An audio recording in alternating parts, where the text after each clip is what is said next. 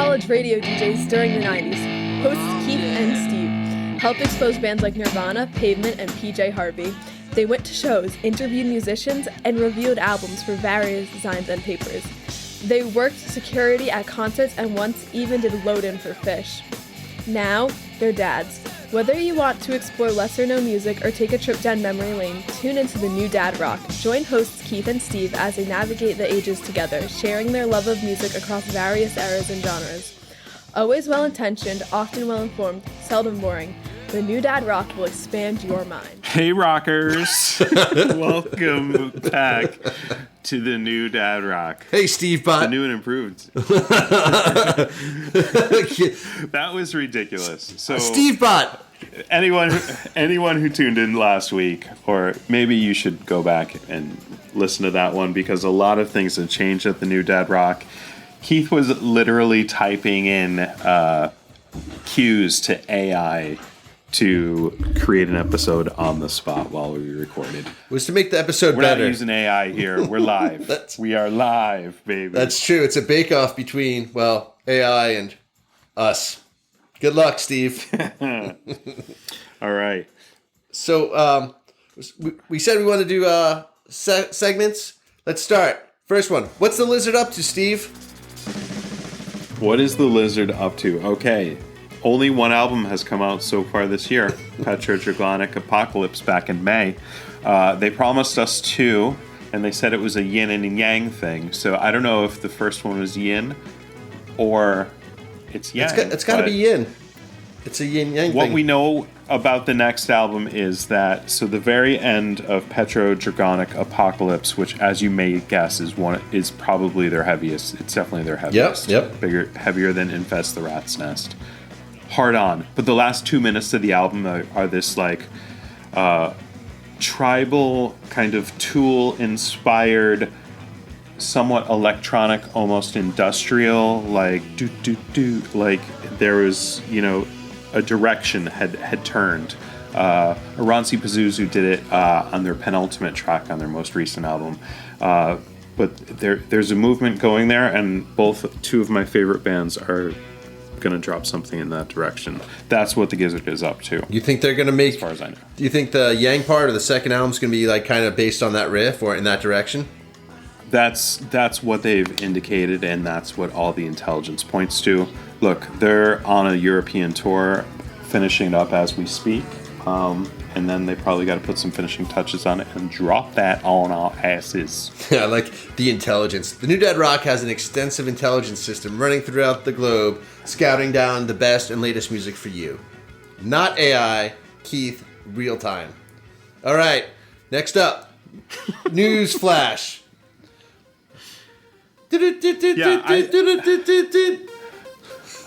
So I thought we would have, like, every week, we'd see something that was in the news so we could be topical and yet eternal.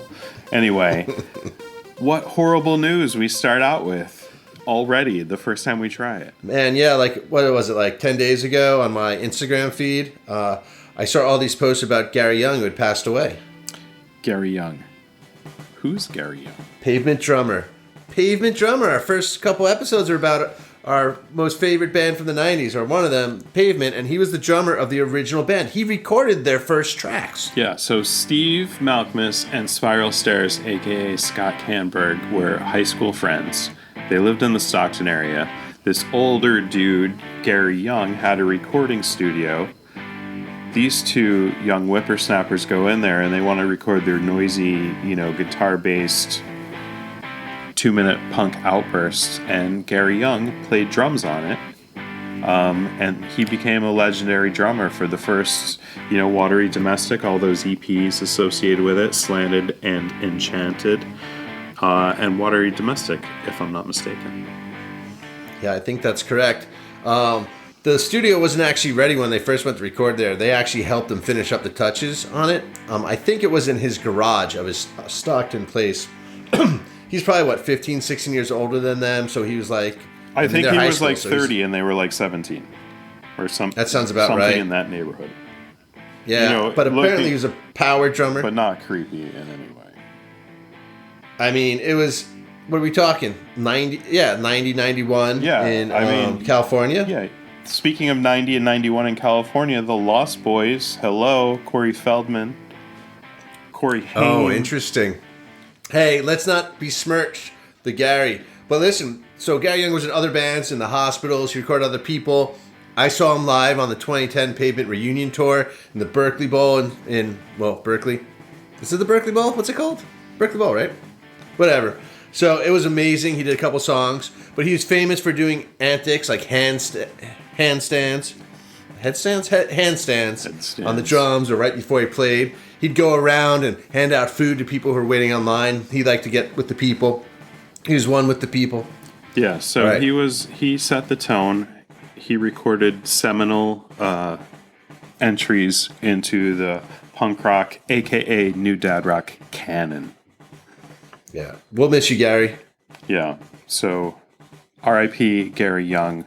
Check out the early Pavement stuff, the sleigh tracks, if you will. Sleigh tracks. Some great drumming by our man. He's one of our best recruits, Gary Young. All right, well, out with the old, in with the new. Holy shit, dude. Transition. That's horrible. You know what? I'm not going to edit that out just so everyone becomes like a Steve fan because they know Keith is horrible. Hey man, I'm looking forward. It's called the New Dad Rock. Any new albums or songs you've listened to that you want to share with the crowd? Yeah, so I know we haven't put out a lot of episodes in 2023, so there's a backlog of albums. I mentioned a couple last episode, and one album I had, and this one kind of snuck up on me from literally nowhere, and this is kind of in that unhinged punk, metal, hardcore vein, is this band called Judiciary. I believe they're from Texas, United States, and they have an album called Flesh and Blood. And so I'm going to backtrack a little. Anytime I hear about music, I'm reading an article or something gets recommended, I might not have time to listen to it. So I'll just find a song and I'll drop it into a playlist. So I have this playlist called Random Metal. And, once in a while I'm in the right mood for it and I just throw that on shuffle. And this song came up and it was ripping fire. I'm not going to say it was like Rain in Blood, but it was kind of like that fast, those 2-minute outbursts. But this thing hit me like a storm, and so I texted my friend John, and I'm like, "Yo, John, did you tell me about Judiciary?" And because it seemed like a band he would really like, and he's like, "No, I've never heard of this, but let me check them out." And the two of us, for like a month straight, I think, probably listened to this Judiciary, Flesh and Blood. They have 2 albums, but Flesh and Blood is the one that came out this year. Look, if you are like some dads and need to blow off a little steam and listen to some very loud and angry music, Judiciary is it. If you're the Christina Applegate character in Dead to Me, maybe you want to listen to some Judiciary. Anyway, that's what I've seen new this year. I know, Keith, you're going to lay some weird ass, and for me it's weird ass, but for the reality, it's most popular, right? Like some weird, I don't know. Tell me what you're into. An album I've been listening to is Travis Scott's New Utopia. And I know Travis Scott is looked down upon because of the deaths that happened at his concert. I think it was in Houston 3-4 years ago. Unfortunate events. But this is his first album in 5 years. 5 years. So does he only have 2 albums? I don't even know. But what I like about the album, I'm a pop guy. I'm like pop country. Is the sounds, and they're kind of clean, and they were going for this big sound, and it's definitely stadium-ish. It's definitely got all different kinds of beats in it. He's worked with so many different people. The Weeknd's on it, Bad Bunny's on it. It's pretty cool. I like it. It's nice, easy listening, and I'm for people who like, I guess, pop rap. Yeah, so could you put this on in the backyard at the family barbecue that you're having with your suburban neighbors and your hoity-toity community? What volume level? loud enough for kids to hear it. Can we play it with? I mean, in a mixed Can audience? you do that with? Can you do that with any rap music or any music made by young people? I quoted Rage Against the Machine today at work, and I realized that was probably inappropriate. So, can you any music? That's like rock and roll in general and rap. It's supposed to be scary and mean and challenge things and be out there and full of energy. So no, you can't play it at full volume in your backyard. But you can play it at a soft volume at night when you're swimming with your kids in the pool. Yeah. Because it's got these clean beats. It's made for radio. I listen to radio in the car, whether it's watching night. I bet it sounds really good. There's a lot of space on it, so you can pick out some sound over here on the left side, something above you, behind you, on the right side, on the left side, a drum. Yeah, if you like Post Malone. Yeah, if you like Post Malone, you'll probably like this. All right. Right? So cool. So the new Dead Rock recommends Judiciary, hardcore / metal, and Travis Scott pop rap. So you decide. No, we should do a versus. All our fans right now should get on their phones, call us, and let us know. Judiciary versus Utopia. Next call. Hello? This is where AI can help. All right. Let's turn into a Butthole Surfers song. 22 going on 23. As we said, soap opera a day. If he happens to come in, is that all you have to do? Episode 70, 1970. What happened in 1970? Dude, do you even know? Dude, that was so abrupt. So, but you're doing puppet voices. I don't know what you're doing. Dude, for the 3 people that got that Butthole Surfers reference, cheers for the rest of you. 3? For the rest of you. 22 going on 23. Anyway, so the new and improved new Dad Rock, not supported by AI, let me add. Hey, rockers. So that's our thing. We have segments now. So what is the Gizzard doing? What's in the news? What's new? And then the year. Whatever episode number it is, preceded by 19. 19. The average age in Vietnam was 19. Remember Paul Hardcastle? Yeah, I do remember that song. Dude, I love that song. I think it was, I'm going to guess 86, 87. It was like we played it on my friend Chris's dad's. He had like this super awesome record player that was inside of a cabinet built in. It sounded so good. 1970. What's up? What happens in 1970 that matters to us? I mean, 1970, like what was going on? The Vietnam War. Rolling Stone was creating classic rock music, essentially, right? So everything that, is now played on FM radio and the classic rock channel on Sirius satellite radio and XFM and all that crap happened. It's just crazy to realize the diversity and how extreme some of the things that were so popular and survived to this day are. We can help our audience by going over some news items from 1970 related to music. Did you know that in 1970, September, Jimi Hendrix died? Jimi Hendrix died in September of 1970 in London.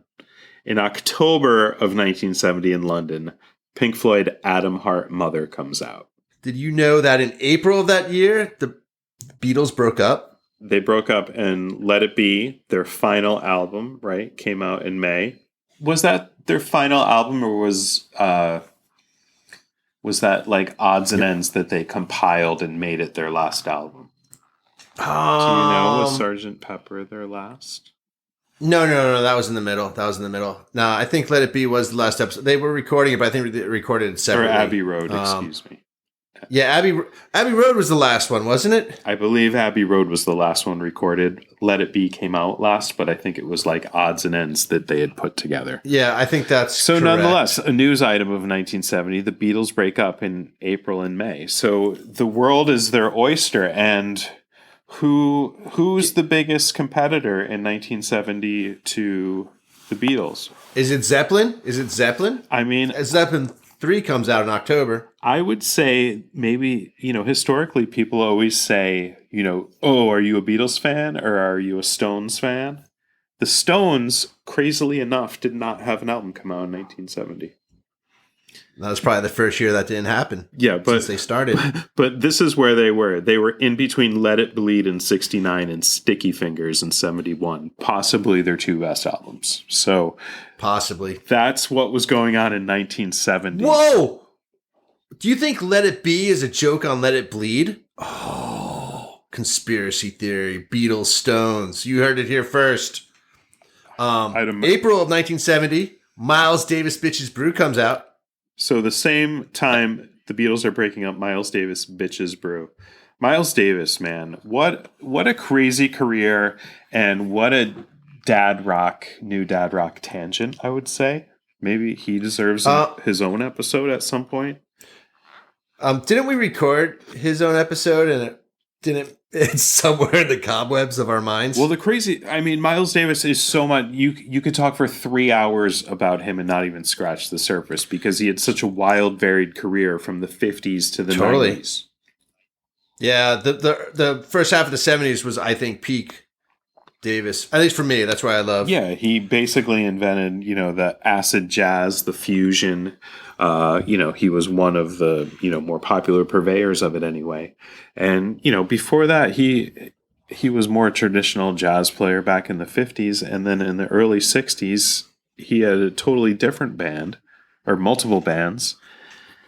And then in the 70s, he went into the rock era. And Bitches Brew for his psychedelic fusion rock era, I would say is probably tip top. Yeah, I like Agharda and Pangea, which were sets recorded in Tokyo, I believe, 72 or 73. But that's not the year we're talking about. We're talking about 1970. You know what other band was big then that no one talks about now? The young kids don't know about? The Doors. The Doors. You remember The Doors? I do remember The Doors. And the Doors are one of those bands. They're uncool, right? I think they're unheard of. The young people I work with, they're in their 20s, and I've asked several of them if they've heard of The Doors, and they never did. I think there's 2 things about that one that surprises me because, Val Kilmer, Oliver Stone, that movie was, I thought, pretty seminal as we grew up. Also around that era, and, maybe we'll get back into this in the episode 90, but The Lost Boys, and I think... there was People Are Strange plays an important role in that movie, and there's a Morrison poster where the vampires live. So I thought, I think of The Doors as one of the big, if there are 10 classic rock bands from the 60s into the 70s, I would think The Doors would fall in the top 10. You could rattle off a bunch of them right now, but Led Zeppelin, the Beatles. Well, we did already. Yeah. We listed all that stuff that came out that year. Right. What the thing is that Jim Morrison was almost the prototypical rock star with the leather pants. You didn't know what was about to happen. He's drunk, poet, handsome. Yeah, they'd have police presence. Yeah, and the pre-Axl Rose. I'm sure Axl Rose got some of his shtick from there. And, totally. That he's not the only one to do it. But look, it's an entertaining movie, The Doors is. And, The Doors have... I will defend them, man. I know it's not cool, too, but I think, 1, Jim Morrison as the prototypical rock star, awesome. And 2, they have some great songs. Some people, they have that toy organ of Ray Manzarek. Okay, I get it. And yeah, he's a flamboyant diva and maybe you're not into it, but I think there's a place. Yeah. Not everybody has to but love check this out. I think I got in The Doors because the movie came out, which was 1991 when I graduated high school. And I remember listening to them. I got into them in college. So if you think about the people I spoke to, it's 2023. They'd be 32 years old. They were born. Most of these people in their 20s, well, all the people in their 20s weren't born when that movie came out. So there's no reason for them to have seen it. And I read Robbie Krieger's Krieger set the night on fire, living, dying, and playing guitar with the Doors. It was an awesome autobiography. You know how much I love those. What was interesting is he tells the story how he met Tiger Woods in 1997 when Tiger's caddy Fluff introduced them. So it's 1997, Tiger Woods, and hey Tiger, this is Robbie Krieger. You know, the Doors. What's the Doors? Tiger says. It's a musical group. And Tiger says, sorry, I don't know the music. So even then, they were almost unknown. But again, one of the top 10 most seminal, or I don't know, like, what's a word? Like the form of, like when you think of a rock and roll band being dangerous and on edge and unique and poetical, that's the Doors. But around the same time, in a band who kind of was running parallel on the East Coast was the Velvet Underground. So the Velvet Underground puts out Loaded in 1970, their final album. Velvet Underground's first album is called The Velvet Underground and Nico. It's produced by Andy Warhol. Nico is listed as chanteuse, but she's a German model, and she sings, I think, on 3 songs on the album. Some amazing songs, haunting, just awesome Teutonic vocals. Anyway, Nico and Jim Morrison had a fling. I don't know if it was 1970, but definitely in the late 60s. So there is the connection and the rivalry of those groups. Obviously, the Doors was huge. The Velvet Underground, the story is they sold 1,000 copies of their first album, and every one of those 1,000 purchasers formed their own band. Yeah, isn't that a similar story with the Ramones playing in England? Yeah, but the Ramones are several episodes ahead, Kevin. Let's not get ahead of ourselves. Don't give away the AI, Steven. Yeah. Check this out. This is an interesting thing. So the 1970s, one of the first bands to use a Moog was the Doors. Can you believe that? A Moog, which is a crazy electric piano thing, a mono whatever. Yeah, so it's amazing to me. So I would say one of the things about the 70s, and it's interesting that we're kind of drawing the line and starting an inspection by the year in 1970, is it was a big turning point. It was. So you had the Doors, they finished. The Beatles, they finished. The Velvet Underground, they finished. But at the same time, there was a new sound that was bubbling up, and that was in the form of the Grateful Dead. So also in 1970, American Beauty and Working Man's Dead. For me, the top 2 albums, I know the Grateful Dead aren't known as an album band, but Working Man's Dead and American Beauty are hands down their best 2 albums. Both of them come out in 1970. And then on the other end of the spectrum, you have David Bowie, the man who sold the world, which is kind of acoustic oriented and obviously made famous again for people of our era by Nirvana. Unplugged. Exactly. Yeah. And then also in February of 1970, back at the beginning, speaking of beginnings, Black Sabbath debut album comes out, and essentially with that, metal is born. The 70s, it was way different, right? Like we were talking about how the Doors had a lot of police presence. He got arrested. He punched a cop. Cops punched him or maced him.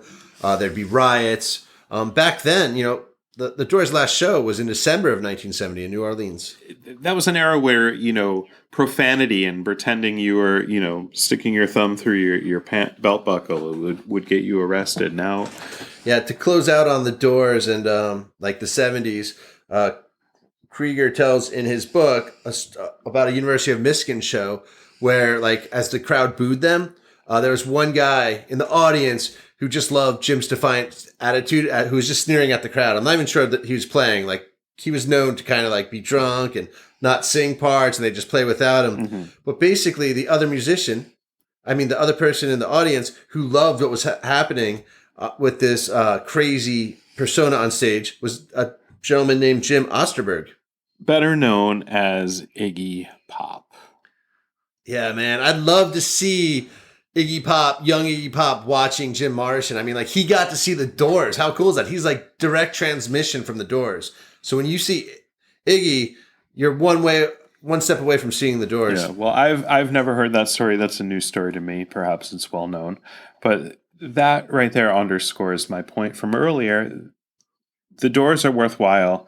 I know they're not some people's cup of tea, but you can't write them off. They're seminal, and the new dad rock is sticking to it. So we mentioned a ton of albums that came out in 1970. We tried to put it in context and see that it was the beginning of a new era. And, you know, Rolling Stone took it one way, and all the corporate FM stations took it a similar way. And the new dad rock is going to navigate the 70s with a lot of these bands that, you know, maybe time forgot or only have a cult following. And a perfect example of that would be the band Can. Do you know Can at all? C-A-N? Yeah, is it a German, like, I don't know, percussion band or industrial band or non-singing band? I never really understood it. Yes, they're German. They started in the late 60s doing art films, so they're, in a way, the German Pink Floyd, but they didn't evolve in the same direction that Pink Floyd did. And that concludes episode 70 of The New Dad Rock. We hope you enjoyed our exploration of the iconic music from the year 1970 and our discussion about the Doors. The Doors. As always, rockin' dads and listeners, keep the spirit of those timeless tunes alive in your homes and share them with the next generation. Thanks for tuning in, everyone. See you next time on The New Dad Rock. Wait, what was that catchphrase we used to have? Navigating the ages together. Navigating the season. Like Sailing the seas of cheese. Spans through the hourglass. The New Dad Rock Is in your mind.